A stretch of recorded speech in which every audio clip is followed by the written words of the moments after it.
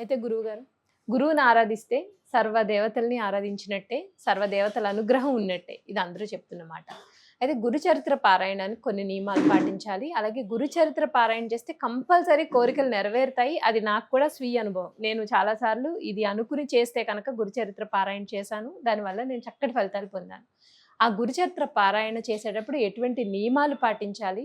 ఎలా పారాయణ చేస్తే మనం అనుకున్న కోరికలు నెరవేరుతాయి అనేది మీ ద్వారా చెప్పండి. అమ్మా, ఈవేళ గురువు అనుగ్రహం కావాలన్నా, మన చక్కటి పరిష్కారాలు అవ్వాలన్నా, మీరు అడిగిన దాంట్లో ఏమిటయ్యా దీనికి ఏ గురువుని ఆరాధిస్తే చక్కటి ఫలితాలు వస్తాయంటే, ఇక్కడ ముగ్గురు గురువులు ఉన్నారు. దత్తాత్రేయ స్వామి గురువే, మేధా దక్షిణామూర్తి గారు, ఆయన మహానుభావుడు. ఆ మేధా దక్షిణామూర్తికి కొలిచినా సరే, ఆఖరికి సాయిబాబా షిర్డీ బాబా గారిని కొలిచినా కూడా సాయి చరిత్ర 41 రోజు పారాయణ, లేకపోతే 7 వారాల పారాయణ ఉంది. 7 వారాల పారాయణ ఉంది, చక్కగా 41 రోజు పారాయణ. సాయి సచ్చరిత్ర పారాయణ 41 రోజు దీక్షగా నియమం అవుతే ఒకటి. ఇప్పుడు దైవకార్యంగా సాయిబాబా గారికి నియమనిష్టలు ఉండవు. అంటే నియమనిష్టలు లేకపోయినా కానీ పాటించే విధానం చెప్తున్నాం. అమ్మ, అంత కఠినంగా ఉపవాసాలు లేకుండా చక్కగా పరిష్కారం ఎలాగయ్యా అంటే, సాయి దత్త చరిత్ర పెట్టుకోవడం, చక్కగా 41 రోజు, రోజుకు 2-3 అధ్యాయాలు ఓపుకొని ఆఖరి 41వ రోజు పూర్తిగా అయిపోవాలి. దానికి రెమెడీ ఏమిటయ్యా అంటే, చక్కటి ఆయనకి కావాల్సింది ఈ శనగలు కూడా రెమెడీ ఇవ్వచ్చు. నివేదన శనగలు ఉడకబెట్టిన శనగలు పోపేసి చక్కగా నివేదన ఇవ్వడం వల్ల కూడా ఆయనకి చాలా ఇష్టమైంది. అన్నిటికన్నా ఇష్టమైంది చపాతి. ఆయనకి ఇష్టమైంది చపాతి, వంకాయ కర్రీ. వంకాయ అంటే ప్రాణం షిర్డీ బాబా గారికి. అలా ఆయనకి రోజు చపాతీలు చేసి వంకాయ కూర ఉండి ఆయన నివేదన పెట్టి కుటుంబంలో అందరూ సరదాగా కూర చపాతీ తినడం వల్ల కూడా గురుబలం పెరగడానికి ఆస్కారాలు ఉంటాయి. సచ్చరిత్ర పారాయణ చేస్తూ ఉండగా అయిపోయాక 41 రోజులు షిర్డీ దేవాలయానికి వెళ్ళి అక్కడ ఆయన దర్శనం చేసుకుంటే అసలు చాలా, అందులో కాషాయ వస్త్రాలు వేసుకుని చక్కగా ఆ బాబా గారి దగ్గరికి వెడితే తప్పకుండా మోక్షం పొందడానికి, మన గురుబలం పెరగడానికి, గురుడు జాతకంలో వీక్గా ఉన్న వాళ్ళకి ఏ రకమైన ఇబ్బందులు రాకుండా చూడడానికి ఇలా పారాయణ చేసుకుని ఆయన దర్శనం షిర్డీ దర్శనం చేసుకోవడం వల్ల కూడా ఎన్నో మార్గాల్లో ఆయనకి మన బలం. అలాగే దక్షిణామూర్తి, మేధా దక్షిణామూర్తి కూడా చక్కగా 41 రోజు ఆయన కూడా ఉంది.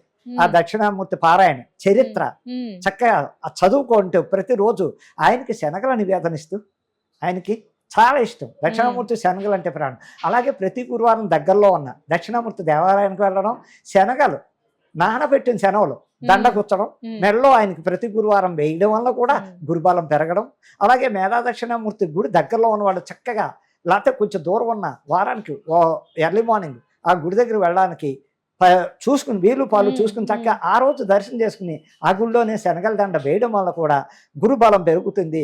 గురువు వల్ల వచ్చే ఏదైనా ఇబ్బందులు ఉన్నా, ఆ వ్యక్తిగత జాతకంలో గురువే బలం లేకపోయినా దక్షిణామూర్తి పారాయణ చేసుకుంటూ చెయ్యడం వల్ల కూడా ఎంతో ఉపయోగాలు ఉన్నాయి. ఇంకా దత్తాత్రేయ స్వామి ఉన్నారు. దత్తపీఠం మనకి ఎక్కడ ఉంది అంటే అసలు రియల్గా గానగాపూర్. అసలు ఫస్ట్ ఈస్ట్ గోదావరి పిఠాపురం. దత్త పుత్రిక అక్కడే పుట్టాడు ఆ మహానుభావుడు. అనసూయకి పుట్టడం అక్కడే ఆయన జన్మంతా చెప్పాలంటే దత్తాత్రేయుడు. అక్కడి నుంచి ఆయన భిక్షాటన బయలుదేరి దేశాన్ని ఉద్ధరించడానికి వెళ్ళిపోయాడు. అటువంటి దత్తాత్రేయ చరిత్ర పారాయణ, దత్త పారాయణ, దత్త చరిత్ర అంటారు. అది కూడా 41 రోజు విడవకుండా నిష్ఠాపత్తులతో తడి బట్టలు కట్టుకోవాలి ఇదని లేదు. చక్క కాషాయ పంచి ఉంటే కాషాయ పంచి ఇంట్లో ఆ పూజ టైంలో చక్కగా చేసుకోవడం, అది పక్కన పెట్టేసి మళ్ళీ వృత్తి ప్రకారంగా మన ఏ జాబులో ఉన్నా వ్యాపారం ఉన్నా వెళ్ళిపోవడం. అలాగే ఒక్క వారం గురువారమే దత్తాత్రేయుడి గుడికి వెళ్ళడం, ఆయనకు కూడా శనగలు నివేదన ఇవ్వడం, చక్కగా ప్రదక్షిణాలు చేసుకోవడం, ఆయన్ని మనసావాచ నమ్ముకుని చక్కగా ఈ చరిత్ర చదువుకున్న వాళ్ళు కానీ ఆయన దత్తపారాయణ చేయడం వల్ల కానీ అనేక రకాల ఉపయోగాలు, గురుబలం పెరుగుతుంది, అన్ని ఇబ్బందుల్లోంచి బయటపడడానికి ఆస్కారం తప్పకుండా ఉంటుందని చెప్పడానికి చాలా 100% జరిగి తీరుతుంది. గురుబలం పెరుగుతుంది. ఎవరైతే ఈ దేవుళ్ళ ముగ్గురిని ఆరాధించారో చక్కగా ఉంటారు.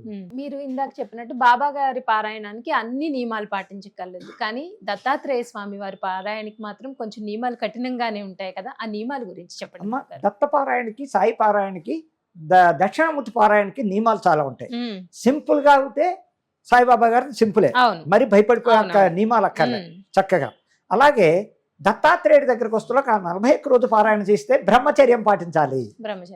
బ్రహ్మచర్యం పాటిస్తే ఎంతో చక్కగా ఉంటుంది. అలాగే కింద చాపో ఓ బెడ్షీటో వేసి పడుకోవాలి, కానీ సోఫాల మీద మంచాల మీద పడుకోకూడదు. పడుకోకుండా ఆ దత్త చరిత్ర చదువుకుంటూ రాత్రిపూట ఆ దత్తనామస్మరణ చేసుకుంటూ నియమాలు పాటిస్తూ ఉంటే ఇక విపరీతమైన గురుబలం పెరగడం, ఆ వ్యక్తిలో ఒక తేజస్సు రావడం, ఎక్కడికి వెళ్ళినా అబ్బా మంచివాడరా అనే ఒక పేరు ప్రతిష్టలు రావడం. అప్పటిదాకా మన తిట్టిన వాళ్ళే ఏదో అబ్బా ఈ మధ్య ఇలా మారో చక్కగా ఉన్నావే పోలే భగవంతుడే అనిపించుకునే స్టేజ్కి పెడతారు. అనేక రకాల ఉపయోగాలు ఉన్నాయి. అలాగే ఇంకా దక్షిణామూర్తి చాలా రెమెడీ చేయాలి. దక్షిణామూర్తి విషయంలో చాలా కఠినంగా ఉండాలి. ఎలాగంటే చెప్పులు కూడా వేసుకోవద్దంట. 41 రోజులు చెప్పులు కూడా చెప్పులు కూడా వేసుకోకుండా దక్షిణామూర్తి చరిత్ర చదువుకుంటూ ప్రతి గురువారం వీలుంటే దగ్గరగా ఉంటే రోజు వెళ్ళచ్చు. దక్షిణామూర్తి గురుబలం పెరగాలన్న దక్షిణామూర్తికి విపరీతమైన రెమెడీ ఏమిటంటే వాళ్ళు కూడా ఇంట్లో చక్కటి చాప వేసుకుని దిండు లేకుండా ఏ బట్ట ఒత్తు పెట్టుకుని చక్కగా తల కింద పెట్టుకుని ఆ నామస్మరణ చేసుకుంటూ 41 రోజు నిష్ట ఏమిటాయి అంటే ఒక పూటే భోజనం, రాత్రి భోజనం చేయకుండా చక్కటి పలహారం పళ్ళు తీసుకొచ్చేయించు. మార్నింగ్ భోజనం చేయాలి, రాత్రి మానేయాలి. అసలు దీక్షలో చేయవలసింది మనం ఏ అయ్యప్ప దీక్ష అయినా ఎవరైనా ఏ దీక్ష చేసినా మార్నింగ్ తినచ్చు, రాత్రి పలహారం చక్కటి మరి ఏవి కాకుండా తక్కువగా తింటూ ఆ 41 రోజు నిష్ట పాటిస్తూ బ్రహ్మచర్యం పాటిస్తూ అంతే అమ్మా చక్కగా చేసుకుంటూ ఆడవాళ్ళ దగ్గరికి వెళ్లకుండా నిష్ట నియమాలు పాటిస్తూ చేయడం వల్ల బా దక్షిణామూర్తి అనుగ్రహం ఇలా ఉండదు. ఎంతో ఎంతో బలవాన్ని ఇచ్చి ఆ ఇంట్లో బాధలు పడుతున్న కుటుంబాన్ని ఒక లెవెల్కి లాక్కొచ్చి అన్ని రకాలుగా ఉపయోగపడతాడు మేధా దక్షిణామూర్తి. నియమాలు చెయ్యండి, ఆ నియమాల వల్ల చాలా ఉపయోగాలు ఉన్నాయి. శ్రద్ధాభక్తులతో చేయండి, మొక్కుబడికి చేయకండి. నా దగ్గర ఉన్నాడు దేవుడు, నా దగ్గరే కూర్చున్నాడు నా దక్షిణామూర్తి, నేను మనసావచ కర్మణ వేరే ధ్యాస పెట్టుకోకుండా పారాయణ అంత పర్యంతం నేను అన్ని రకాలుగా నిష్ఠాభక్తులతో పాటించి నీ పారాయణ చేస్తున్న తండ్రి దక్షిణామూర్తి నాకు అన్ని విధాలా కాపాడు, నా కుటుంబాన్ని కాపాడు అంటే తప్పకుండా సక్సెస్ అవుతారు. ఎటువంటి నియమాలు పాటించాలి, ఎలా పారాయణాలు కంప్లీట్ చేయాలి అనేది చాలా చక్కగా వివరించారండి. ధన్యవాదాలు. నమస్తే అమ్మా.